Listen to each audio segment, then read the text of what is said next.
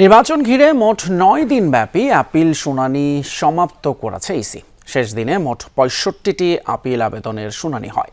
গত ৮ দিনে ৪ শতাধিক প্রার্থী বৈধতা ফিরে পেয়েছেন। দ্বৈত নাগরিকত্বের ইস্যুতে উত্তপ্ত আগারগাঁওয়ের ইসি চত্বর। যুক্তরাষ্ট্রের নাগরিকত্ব থাকায় বাতিল হয়েছে কুমিল্লার ১০ আসনে বিএনপি প্রার্থী আব্দুল গফুর ভূঁইয়ার মনোনয়ন। বাতিল হয়েছে চট্টগ্রাম ২ আসনে বিএনপি প্রার্থী সরোয়ার আলমগীরের প্রার্থিতাও। স্বতন্ত্র প্রার্থী হিসেবে ভোটে লড়াইয়ের সুযোগ বহাল রাখা হয়েছে সাবেক মন্ত্রী লতিফ সিদ্দিকের। নির্বাচন সম্পর্কে মানসিক জনগণের একটা কেমন অনীহা কাজ করছে। সমর্থক লিস্টের কয়েকজনকে খুঁজে পাওয়া যায়নি, এই কারণে পরবর্তীতে আমরা এফিডেভিট দেই এবং সেইটা হচ্ছে যে কমিশনে অ্যালাউ করেন। বিদেশে কোনো ঘটনা ঘটলে মামলা আমলে নিতে পারে না। আমলে নিতে হলে স্বরাষ্ট্র মন্ত্রণালয়ের অনুমোদন লাগবে। যখন প্রচারণার সময় আসবে প্রতীক বরাদ্দের পরে, তখন সবাই প্রচারণা করবে, অন্যথায় সবাইকে সমান সুযোগ দিতে হবে। এই ক্ষেত্রে জাতীয় পার্টি বৈষম্যের শিকার হচ্ছে। আসন্ন জাতীয় নির্বাচনে একটি দলকে জেতানোর জন্য কমিশনের কর্মকর্তারা ন্যাক্কারজনকভাবে কাজ করছেন। সিএসির সাথে বৈঠক শেষে এমন মন্তব্য করেছেন বিএনপির মহাসচিব মির্জা ফখরুল ইসলাম আলমগীর। রোববার বিকেলে তার নেতৃত্বে নির্বাচন কমিশনে পৌঁছায় বিএনপির ৫ সদস্যের প্রতিনিধি দল। প্রধান নির্বাচন কমিশনারের সাথে সাক্ষাৎ শেষে মির্জা ফখরুল ইসলাম আলমগীর বলেন, একটি দলকে নির্বাচনে জেতানোর জন্য কাজ করছে কমিশন। পোস্টাল ব্যালট সহ নানা ইস্যুতে তারা অভিযোগ জানান। এর আগে ৩ দফা দাবিতে ইসি ভবন ঘেরাও করে নানান স্লোগান দিতে থাকে ছাত্র দলের নেতা কর্মীরা। পরে তারা ইসিতে যায় তাদের দাবি দাওয়া নিয়ে। একটি রাজনৈতিক দল তাদের মনোনীত সমর্থিত প্রার্থীদের নির্বাচনে বিজয়ী করার অনৈতিক কূটকৌশল অবলম্বন করে ব্যাপক হারে দেশের ভিন্ন ভিন্ন এলাকা হতে ভোটার এলাকা পরিবর্তন পূর্বক ঢাকা মহানগর এলাকার ভোটার হিসাবে অন্তর্ভুক্ত হয়েছে। নির্বাচন কমিশনের কতিপয় সিনিয়র কর্মকর্তা সহ কয়েকজনের বিরুদ্ধে আমরা অভিযোগ পেয়েছি। এদিকে গণতান্ত্রিক বাংলাদেশ প্রতিষ্ঠা করতে ব্যর্থ হলে দেশে শোক সভার শোকগাথা চলতেই থাকবে, এমনটি বলেছেন বিএনপি চেয়ারম্যান তারেক রহমান। রোববার জুলাই শহীদ পরিবার এবং আহতদের নিয়ে বিএনপি আয়োজন করে মতবিনিময় সভার। আলোচনায় যোগ দেন বিএনপির চেয়ারম্যান তারেক রহমান। রাজধানীর কৃষিবিদ ইনস্টিটিউটের অনুষ্ঠানে ভুক্তভোগী কয়েকজনের সাথে একান্তে কথা বলেন তারেক রহমান। পাশে থাকার আশ্বাস দেন পরিবারগুলোকে। কোনো কিছু দিয়ে মোচন করা সম্ভব নয়, কারণ আমিও জানি স্বজন হারানোর বেদনা কতটুকু। দুইভাবে আমরা গণ অভ্যুত্থানে আহতদের ক্ষতিপূরণ দেওয়ার চেষ্টা করতে পারি। এক, রাষ্ট্রীয় উদ্যোগে তাদের সর্বোচ্চ চিকিৎসা নিশ্চিত করা এবং তার যোগ্যতা অনুযায়ী তার অর্থনৈতিক অধিকার নিশ্চিত করা। প্রধান উপদেষ্টা অধ্যাপক ডক্টর মোহাম্মদ ইউনূসের সঙ্গে দেখা করে নির্বাচনে লেভেল প্লেইং ফিল্ড নিশ্চিতের দাবি জানালো জামায়াতের প্রতিনিধি দল। রোববার সন্ধ্যায় প্রধান উপদেষ্টা অধ্যাপক ডক্টর মোহাম্মদ ইউনূসের বাসভবন যমুনায় জামায়াতে ইসলামের প্রতিনিধি দল যায়। ৪ সদস্যের এই দলে নেতৃত্ব দেন দলের আমির ডক্টর শফিকুর রহমান। প্রায় ঘণ্টাখানেক বৈঠক শেষে সাংবাদিকদের ব্রিফিং করেন জামায়াতে ইসলামের নায়েবে আমির আবদুল্লাহ তাহের। বলেন, ভোটে লেভেল প্লেইং ফিল্ড নিশ্চিত করা সহ দলীয় আমিরের বিশেষ নিরাপত্তা চান তারা। সেনা সহ আইনশৃঙ্খলা বাহিনীর কাউকে ভোট কেন্দ্রে প্রবেশ না করার সুপারিশ করেছে তার দল।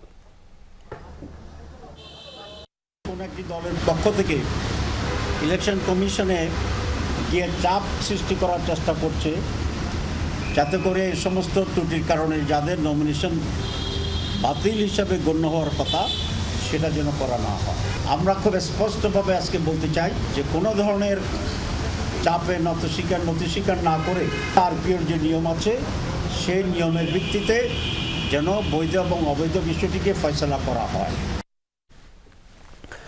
অন্যদিকে ইসলামী আন্দোলনের জন্য রাখা ৪৭টি আসন নিয়ে আজকের মধ্যেই সিদ্ধান্ত নেবে ১০ দল। একথা জানিয়ে জামায়াতে ইসলামের মুখপাত্র ইহসানুল মাহবুব জুবায়ের বলেছেন, ১০ দলের সমন্বিত নির্বাচনে ইস্তেহারের কথাও ভাবা হচ্ছে। রোববার দুপুরে মগবাজারে জামায়াতে ইসলামীর কার্যালয়ে এক ব্রিফিংয়ে তিনি জানান, ২২ তারিখ ঢাকা থেকে 10 দলের নির্বাচনী প্রচারণা আনুষ্ঠানিকভাবে শুরু হবে, চলবে 10 ফেব্রুয়ারি পর্যন্ত। জামায়াতের মুখপাত্র বলেন, ইসির সামনে একটি রাজনৈতিক দলের ছাত্র সংগঠন অবস্থান নিয়েছে, এতে যেন কোনোভাবে নির্বাচন প্রক্রিয়া বাধাগ্রস্ত না হয় সেদিকে লক্ষ্য রাখতে প্রশাসনের প্রতি আহ্বান জানান তিনি। বলেন, 10 দল প্রত্যাশা করে গণভোট এবং জাতীয় নির্বাচনে নিরপেক্ষ থাকবে নির্বাচন কমিশন। জাতীয় নির্বাচনে সব ভোট কেন্দ্রে সিসি ক্যামেরা এবং আইনশৃঙ্খলা বাহিনীর বডি ক্যামেরা নিশ্চিতের দাবিও জানান মাহবুব জুবায়ের। 10 দলের যে লিয়াজো কমিটি আছেন তারা আলোচনা করে যে প্রস্তাবটা রেডি করছেন সেটাই আমরা আপনাদেরকে জানাবো। চূড়ান্তভাবে যে আসনগুলো আনডিসাইডেড ছিল সেটা আজকে অথবা কালকের মধ্যে আমরা জানাবো, যেহেতু 20 তারিখ হচ্ছে উইথড্রয়ালের শেষ তারিখ, তো এর মধ্যে সিদ্ধান্ত হবে, আপনারা জানবেন যথাসময়ে। নির্বাচন কমিশন সংবিধানের বাইরে গিয়ে বিএনপির অন্তত 20 জনেরও বেশি দ্বৈত নাগরিকের বৈধতা দেওয়ার চেষ্টা করছে বলে অভিযোগ করেছেন এনসিপি নির্বাচন পরিচালনা কমিটির চেয়ারম্যান আসিফ মাহমুদ সজীব ভূঁইয়া। রোববার রাতে এনসিপি কার্যালয়ে এক সংবাদ সম্মেলনে তিনি বলেন, নির্বাচন কমিশন সুষ্ঠু এবং নিরপেক্ষ নির্বাচন আয়োজনের যোগ্যতা হারিয়েছে। আপিল শুনানির রায় দেওয়ার পূর্বে বিএনপি মহাসচিব সহ 5 জনের দলের সাথে বৈঠক করা নিয়েও আপত্তি জানান তিনি। বলেন, নির্বাচন কমিশনের এমন একপেশে আচরণের প্রেক্ষিতে এনসিপি নির্বাচনে অংশগ্রহণ করবে কিনা তা নিয়ে নতুন করে ভাবতে হবে। আসিফ মাহমুদ জানান, সোমবার প্রধান উপদেষ্টা ও এনসিপির অংশীজনদের সাথে বৈঠক করে পরবর্তী সিদ্ধান্ত জানাবে দলটি। আমরা আজকে স্পষ্টভাবে বলছি যে নির্বাচন কমিশনের একটা সুষ্ঠু নির্বাচন, নিরপেক্ষ নির্বাচন আয়োজনের ক্ষেত্রে আমরা পার্টি হিসেবে জাতীয় নাগরিক পার্টি কোনো ধরনের কনফিডেন্স আজকের পরে আর পাচ্ছি না, এবং আমাদেরকে এই পরিস্থিতিতে এসে আমরা এই জাতীয় সংসদ নির্বাচনে অংশগ্রহণ করব কিনা এটাও পুনর্বিবেচনা করার সময় এসেছে বলে আমরা মনে করছি। এদিকে জামাত ইসলামের নেতৃত্বাধীন 10 দলীয় নির্বাচনে ঐক্যে আসন সমঝোতায় পাওয়া 30টি আসনের মধ্যে 27টিতে প্রার্থী ঘোষণা করেছে জাতীয় নাগরিক পার্টি এনসিপি। রোববার দলটির ভেরিফাইড ফেসবুক পেজে প্রার্থীদের নাম এবং ছবি সহ পোস্টার পোস্ট করা হয়েছে। প্রার্থীদের পক্ষে ভোট চাওয়া হয়েছে শাপলাকলি প্রতীকে। বাকি 3 আসনে শিগগিরই প্রার্থী চূড়ান্ত হওয়ার কথা রয়েছে। চূড়ান্ত হওয়া এনসিপি প্রার্থীদের মধ্যে রয়েছেন ঢাকা 11 আসনে দলের আহ্বায়ক নাহিদ ইসলাম, রংপুর 4 আসনে সদস্য সচিব আক্তার হোসেন, কুমিল্লা 4-এ দক্ষিণাঞ্চলের মুখ্য সংগঠক হাসনাত আবদুল্লাহ, পঞ্চগড়া 1 আসনে উত্তরাঞ্চলের মুখ্য সংগঠক সার্জিস আলম, ঢাকা 8 আসনে মুখ্য সমন্বয়ক নাসির উদ্দিন পাটোয়ারি, আর নোয়াখালী 6 আসনে জ্যেষ্ঠ যুগ্ম মুখ্য সমন্বয়ক আব্দুল হান্নান মাসুদ। এছাড়া ঢাকা 18 আসনে আরিফুল ইসলাম আদিব সহ 27টি আসনে প্রার্থী ঘোষণা করেছে এনসিপি।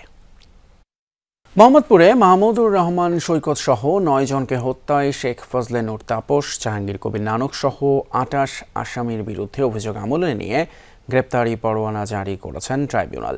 রোববার এই মামলায় ঢাকা দক্ষিণের সাবেক মেয়র ব্যারিস্টার শেখ ফজলে নূর তাপস, জাহাঙ্গীর কবির নানক সহ 28 জনের বিরুদ্ধে আনুষ্ঠানিক অভিযোগ আমলে নেন আন্তর্জাতিক অপরাধ ট্রাইব্যুনাল। একই সঙ্গে পলাতক 24 আসামির বিরুদ্ধে গ্রেপ্তারি পরোয়ানা জারি করা হয়। প্রসিকিউশন বলছে, 18 ও 19 জুলাই রাজধানীর মোহাম্মদপুরে ছাত্র জনতাকে উদ্দেশ্য করে নির্বিচারে গুলি করা আইনশৃঙ্খলা বাহিনী সহ আওয়ামী লীগ, যুবলীগ ও ছাত্রলীগের নেতারা। গুলিবিদ্ধ হয়ে নিহত হন মাহমুদুর রহমান সৈকত, ফারহান ফাইয়াজ সহ বেশ কয়েকজন। এদিকে জুলাই হত্যাকাণ্ডের মামলায় ওবায়দুল কাদের সহ 7 আসামির বিরুদ্ধে অভিযোগ গঠনের শুনানি শেষ, আদেশ 22 জানুয়ারি। এই মোহাম্মদপুরের হত্যাকাণ্ডের সাথে তাপসের সংশ্লিষ্টতা খুব স্পষ্টভাবে দেখানো হয়েছে। জাহাঙ্গীর কবির নানকের পেশা যে গুন্ডা বাহিনী মোহাম্মদপুর এলাকায় ছিল, তাদের সেই গুন্ডা বাহিনীর বিভিন্ন পর্যায়ের নেতারা প্রত্যেকেই সশস্ত্র ছিল এবং ভিডিওতে তাদেরকে আইডেন্টিফাই করা হয়েছে। সেই কারণে তারা সহ যারা ঘটনাস্থলে থেকে সরাসরি আগ্নেয়াস্ত্র ব্যবহার করে আন্দোলনকারীদের হত্যা করেছে, তাদেরকে আমরা এখানে আসামি শ্রেণীভুক্ত করেছি। সাবেক প্রধানমন্ত্রী শেখ হাসিনা, রাদওয়ান সিদ্দিক ববি, টিউলিপ সিদ্দিক সহ 18 জনের বিরুদ্ধে প্লট বরাদ্দে দুর্নীতির মামলার যুক্তিতর্ক শেষ হয়েছে। আগামী 2 ফেব্রুয়ারি রায়ের দিন ধার্য করেছেন আদালত। রোববার সকালে ঢাকার বিশেষ জজ আদালত 4-এর বিচারক রবিউল আলম আদালতে যুক্তিতর্ক উপস্থাপন শেষে রায়ের দিন ঠিক করেন। দুদকের পক্ষে অ্যাডভোকেট হাফিজুর রহমান যুক্তিতর্ক তুলে ধরেন। তিনি আসামিদের সর্বোচ্চ সাজা যাবজ্জীবন প্রত্যাশা করেন। শেখ হাসিনা, রাদওয়ান সিদ্দিক ববি, টিউলিপ সিদ্দিক সহ 18 আসামি গ্রেপ্তারি পরোয়ানা মাথায় নিয়ে পলাতক রয়েছেন। এজন্য তাদের পক্ষে যুক্তি উপস্থাপন করা সম্ভব হয়নি। তবে কারাগারে থাকা একমাত্র আসামি খুরশিদ আলমের পক্ষে তার আইনজীবী শাহিনুর ইসলাম যুক্তিতর্ক তুলে ধরেন। সাভারে পরিত্যক্ত পৌর কমিউনিটি সেন্টার থেকে ফের 2 জনের পোড়া মরদেহ উদ্ধার করেছে পুলিশ। মরদেহ দুটি নারী এবং ছেলে শিশুর হতে পারে বলে ধারণা করা হচ্ছে। প্রত্যক্ষদর্শীরা জানায়, রোববার সাভার কলেজের এক শিক্ষার্থী প্রথম পোড়া মরদেহ দেখতে পেয়ে 999-এ ফোন দেয়। খবর পেয়ে ঘটনাস্থলে যায় পুলিশ। নিহতের পরিচয় এখনও শনাক্ত করা যায়নি। সাভার মডেল থানার ভারপ্রাপ্ত কর্মকর্তা হেলাল উদ্দিন জানান, ঘটনাটি খতিয়ে দেখা হচ্ছে। এর আগে গেল বছরের 19 ডিসেম্বর পরিত্যক্ত কমিউনিটি সেন্টারটি থেকে আংশিক পোড়া অবস্থায় এক পুরুষের মরদেহ উদ্ধার করা হয়। এছাড়া গেল বছরের 21 অক্টোবর ও 29 অগস্ট আরও 2টি মরদেহ উদ্ধার হয় ওই ভবনটি থেকে। তবে এখন পর্যন্ত নিহতদের পরিচয় শনাক্ত করা যায়নি। দুইটা পুরা মৃতদেহ আমরা এখানে পাইছি, পর্যাপ্ত আলামত সংগ্রহ করছি। এখন আমরা আলামত সংগ্রহ করে থানা অফিসারকে বুঝাই দিয়েছি, এখন থানা অফিসার পরবর্তীতে ব্যবস্থা নেবেন।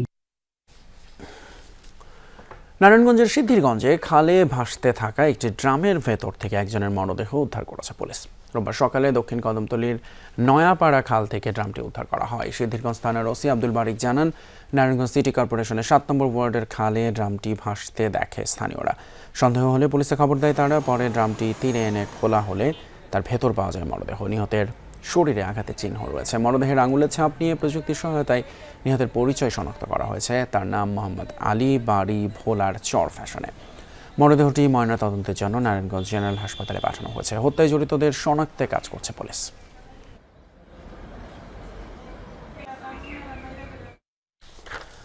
মাদারীপুরে সড়ক দুর্ঘটনায় প্রাণ গেল 6 জনের। এতে আহত হয়েছেন আরও বেশ কয়েকজন। যাত্রীবাহী একটি বাস নিয়ন্ত্রণ হারিয়ে ইজি বাইককে চাপা দিয়ে রাস্তার পাশে উল্টে যায়। রোববার বিকেল 5:30টার দিকে সদর উপজেলার ঘটককান্দা এলাকায় ঢাকা বরিশাল মহাসড়কে এই ঘটনা ঘটে। স্থানীয়রা জানায়, মাদারীপুর থেকে সার্বিক পরিবহনের একটি বাস রাজধানীর দিকে যাচ্ছিল। ঘটককান্দা এলাকায় পৌঁছালে ঘটে এই দুর্ঘটনা। খবর পেয়ে ঘটনাস্থলে যায় ফায়ার সার্ভিস ও পুলিশ। এই ঘটনায় 6 জন নিহত হয়েছে বলে জানিয়েছে ফায়ার সার্ভিস। আহতদের উদ্ধার করে নেওয়া হয়েছে হাসপাতালে। গাজীপুরের টঙ্গীতে ছিনতাইকারী সন্দেহে এক যুবকের গলায় জুতার মালা এবং সাউন্ড বক্স ঝুলিয়ে নাচতে বাধ্য করেছে স্থানীয়রা। সকাল 9টার দিকে ঢাকা ময়মনসিংহ মহাসড়কের হোসেন মার্কেট এলাকায় এই ঘটনা ঘটে। প্রায় 3 ঘণ্টাব্যাপী মারধর করা হয়। ঘটনার ভিডিও ছড়িয়ে পড়ে সামাজিক যোগাযোগ মাধ্যমে। এ সময় নাচ থামলেই বেত্রাঘাত করা হয় তাকে। স্থানীয়রা জানান, ছিনতাইয়ের সময় ধরে ফেলা হয় তাকে। এমন শাস্তির মাধ্যমে এলাকায় ছিনতাইয়ের ঘটনা কমবে বলে দাবি তাদের। খবর পেয়ে পুলিশ গিয়ে ওই যুবককে উদ্ধার করে। অভিযোগ পেলে আইনগত ব্যবস্থা নেওয়া হবে বলে জানান আইনশৃঙ্খলা বাহিনীর সদস্যরা। শুধু নীতি তৈরি করে নয়, মাঠ পর্যায়ে বাস্তবায়নের মধ্য দিয়েই নারীর সম্ভাবনা নিশ্চিত করা যাবে। রাজধানীতে এক নীতি সংলাপে এমন মত দিয়েছেন প্রতিষ্ঠিত নারীরা। রোববার রাজধানীর কৃষিবিদ ইনস্টিটিউশনে ঢাকা ফোরাম আয়োজিত জাতি গঠনের নারী নীতি সম্ভাবনা ও বাংলাদেশের ভবিষ্যৎ শীর্ষক নীতি সংলাপে উঠে আসে নারীদের বিভিন্ন সামাজিক সমস্যা এবং সমাধান প্রসঙ্গ। অনুষ্ঠানে বিএনপি চেয়ারম্যান তারেক রহমানের কন্যা ব্যারিস্টার জাইমা রহমান বলেন, নারী অধিকার কেবল নারীদের বিষয় নয়, এটি জাতীয় ও অর্থনৈতিক ইস্যু। নারীর অধিকার আদায়ে পুরুষদের সহযোগিতা প্রয়োজন বলেও মনে করেন তিনি। ঢাকায় প্রথমবারের মতো কোনো অনুষ্ঠানে বক্তব্য রাখেন খালেদা জিয়ার নাতনি এবং তারেক রহমানের কন্যা জাইমা রহমান। জলবায়ু পরিবর্তন নীতি তৈরিতে নারীদের অন্তর্ভুক্ত করা প্রয়োজন বলে মনে করেন তিনি। This is how change becomes sustained.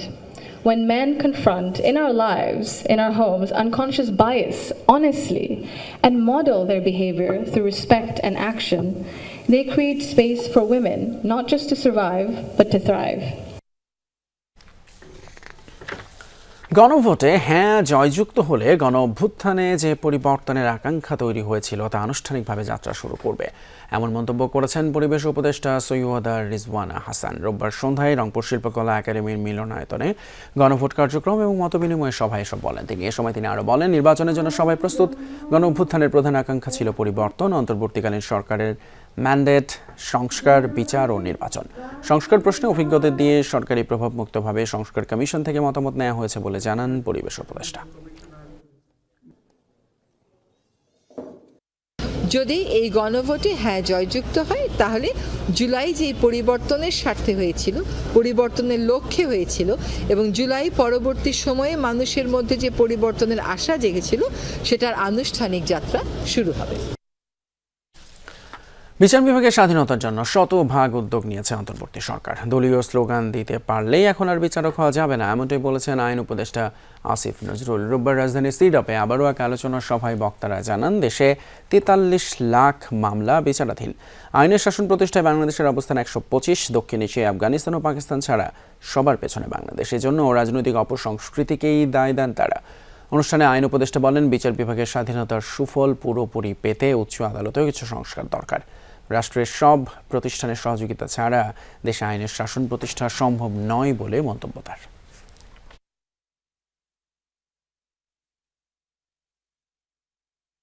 জবাবদিহি ছাড়া যদি অসীম স্বাধীনতা থাকে, সেই স্বাধীনতা সবসময় প্রত্যাশিত সুফল বয়ে আনে না। সেই জন্য আমি মনে করি উচ্চ আদালতেও কিছু সংস্কারের প্রয়োজন রয়েছে। প্রধান বিচারপতির একক ক্ষমতা যে কোনো বেঞ্চ গঠন করছেন, ভেঙে দিচ্ছেন, এখানে একটু গণতন্ত্র আনা প্রয়োজন।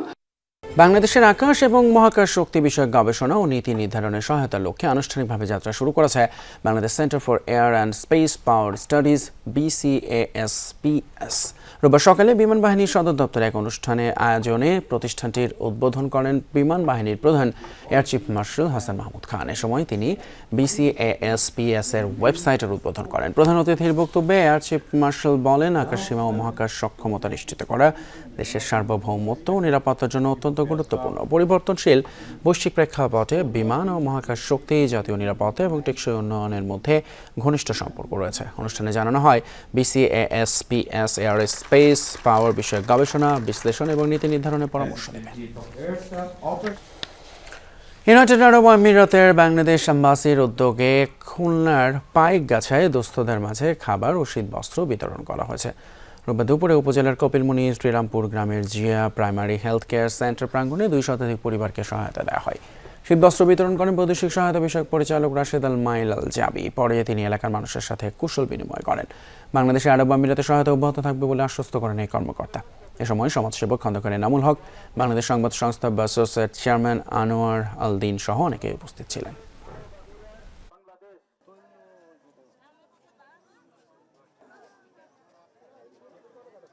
ভোট দিতে না পারার কারণে তাদের কোনো সামাজিক দায়বদ্ধতা ছিল না। তো এখন একটা নতুন বন্দোবস্তের সময় এসছে।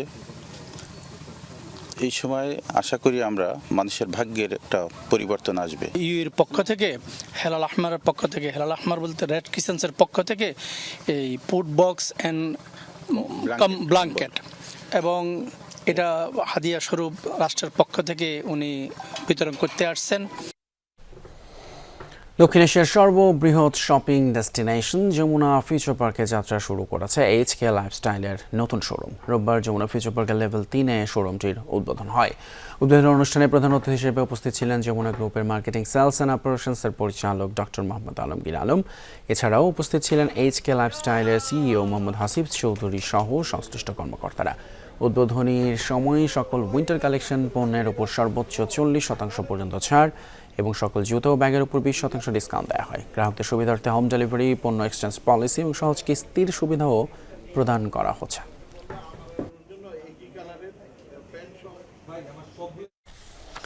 তরুণদের রাগবির প্রতি আগ্রহ বাড়াতে ঢাকায় শুরু হয়েছে এশিয়া রাগবির ট্রাই টুগেদার প্রোগ্রাম। 3 দিনব্যাপী আয়োজনে অংশ নিচ্ছে দেশের বিভিন্ন প্রান্তের শিক্ষার্থীরা। কর্মসূচিতে অংশ নিচ্ছে মোট 16টি দল। অনুষ্ঠানে উপস্থিত ছিলেন বাংলাদেশে নিযুক্ত সংযুক্ত আরব আমিরাতের রাষ্ট্রদূত আব্দুল্লাহ আলী আল হামুদি।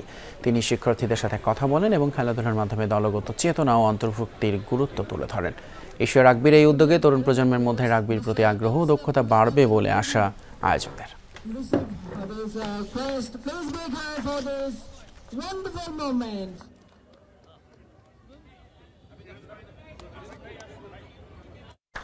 রাজধানীর প্যান প্যাসিফিক সোনারগাঁও হোটেলে অনুষ্ঠিত হলো মার্কেন্টাইল ব্যাংকের বার্ষিক ব্যবসায়িক সম্মেলন 2026। সম্মেলনে প্রধান অতিথি ছিলেন ব্যাংকের চেয়ারম্যান আনোয়ারুল হক। সম্মেলনে ব্যাংকের 153টি শাখার প্রধান, 48টি উপশাখার ইনচার্জ, উপব্যবস্থাপনা পরিচালক, বিভাগীয় প্রধানগণ এবং ঊর্ধ্বতন নির্বাহীরা অংশ নেন। সম্মেলনে চেয়ারম্যান আনোয়ারুল হক ব্যাংকের সার্বিক লক্ষ্য অর্জনে আন্তরিক প্রচেষ্টার জন্য শাখা, উপশাখা ও বিভাগীয় প্রধানদের ধন্যবাদ জানান। তরুণদের মধ্যে জ্যোতির্বিজ্ঞান এবং পরিবেশ বিষয়ক আগ্রহ বাড়াতে নটরডেম ইকো অ্যান্ড স্পেস ক্লাবের উদ্যোগে হয়ে গেল প্রথম ইন্ট্রাফেস্ট কসমোটেরিয়াম। শনিবার কলেজ ক্যাম্পাসে অনুষ্ঠিত হয় বিজ্ঞান ভিত্তিক উৎসব। জ্যোতির্বিজ্ঞান, পৃথিবী বিজ্ঞান এবং পরিবেশ কেন্দ্রিক আয়োজনে ছিল 8টি ভিন্নধর্মী ইভেন্ট। এতে অংশ নেয় 10টিরও বেশি শিক্ষা প্রতিষ্ঠানের 6 শতাধিক শিক্ষার্থী ও দর্শনার্থী। আয়োজকদের মতে এই উৎসব তরুণদের বিজ্ঞান চর্চা, পরিবেশ সচেতনতা এবং গবেষণা ভিত্তিক চিন্তাধারা গড়ে তুলতে ভূমিকা রাখবে।